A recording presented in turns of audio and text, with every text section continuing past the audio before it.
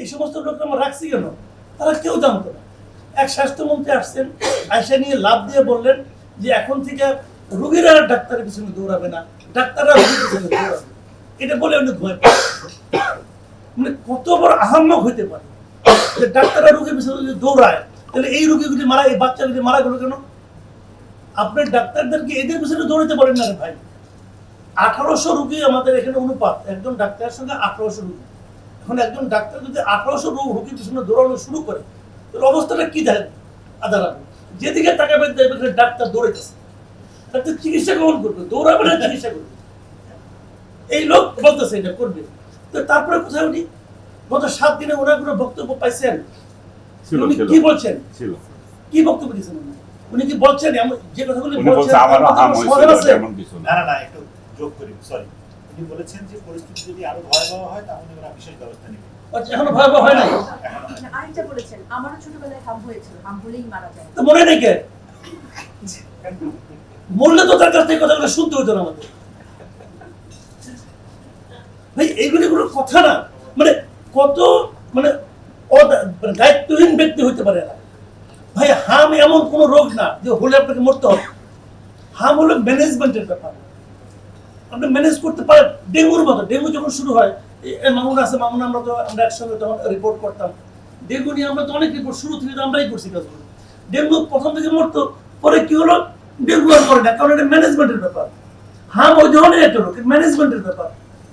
আপনার ম্যানেজমেন্ট ভাই। হাম যে এই দেশে হয়, হামে যে লোক মরে, এটা তো ভুলে গেছিলাম। আর এটা বলা যাবে না, বললে বলবে যে আমি ফ্যাসিবাদের দোষর। এটা বলাতে ফ্যাসিবাদের প্রশংসা হয়ে যাচ্ছে, কিন্তু এটা বলা যাবে না। আরেকটা আছে, আপনি কিন্তু বলতে পারেন পুরো দোষ শেখ হাসিনা। এটা বললে আপনার কেউ বলবে না। এটা বললে পরে আপনি সব জায়গায় হাত তালি পাবেন না, এটা ঠিক আছে ভাই। এই যে দোষারোপের রাজনীতি আপনি করেন, আমার কোনো আপত্তি নেই। আপনার ঘর বন্ধ করে সারাদিন এগুলি করেন, কিন্তু এই বাচ্চাগুলিকে বাঁচান। দেখেন আজকে আমি যদি মারা যাই, আমি কিন্তু পরিণত বয়সে মারা যাব। আমার মানুষ জানবে যে মাসুদ কেবল কি দিতে পারতো, কতটুকু উপকার করতে পারতো, কতটুকু অপকার করতে পারতো, সেটা সে করে ফেলেছে। আমার সম্বন্ধে সবাই জানে, দেশের মানুষ জানে, আমার ফ্যামিলি জানে, জগৎ সংসার সবাই জানে যে এই লোকের ক্ষমতা আমরা বুঝে পড়েছি। যদি একটা শিশু, এই 400 জনের মধ্যে একটা শিশু আপনি জানেন সে বড় হয়ে কি হতো, কে জানে? ওদের মধ্যে একজনের হাত ধরে হয়তো দেশটা চেঞ্জ হয়ে যেত, হয়তো হতো। সেই সুযোগটা আপনি আমাদেরকে দিলেন না। কি কারণে দিলেন না? ওই যে ছোটবেলা হাম হওয়া ওই ভদ্রলোক, মানে হাম হলে কিন্তু এই যে একটা কথা বলি, এটা কিন্তু মারাত্মক একটা ঘটনা আছে। যাদের হাম হয়েছে তাদের কিন্তু স্বাভাবিক বৃদ্ধির ক্ষেত্রে অনেক বাধা সৃষ্টি হতে পারে।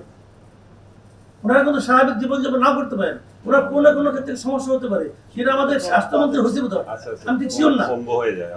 আবার স্বাস্থ্যমন্ত্রী কিছু হয়েছে কিনা আমি যাই না, কোনো একটা বিষয়ে ঝামেলা হতে পারে।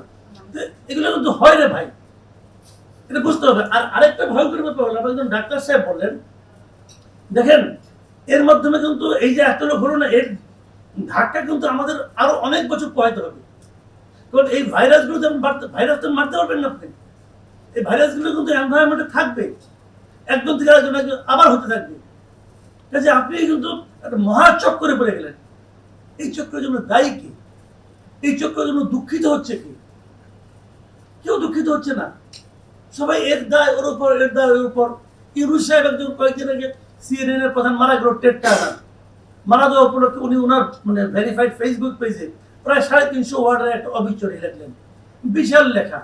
উনি কি হবে my friend, owner friend, car friend, এগুলি হাবি জাবি এত কথা বলছেন। আমার ওই জন্য ভালো মতো খাইতে পারেন না। কিন্তু 350 ওই দিনে যে হিসাবটা ছিল, ওই দিনে ছিল 326 জন না কতজন।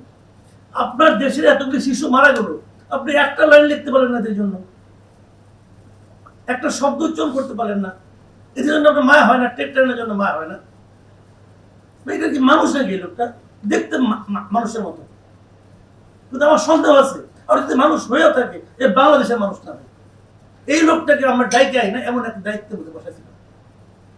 খুবই আনফর্চুনেট। আমাদের মতো দুর্ভাগ্য জাতি পৃথিবী দ্বারা আছে কিনা দ্বিতীয়টা আমার সন্দেহ।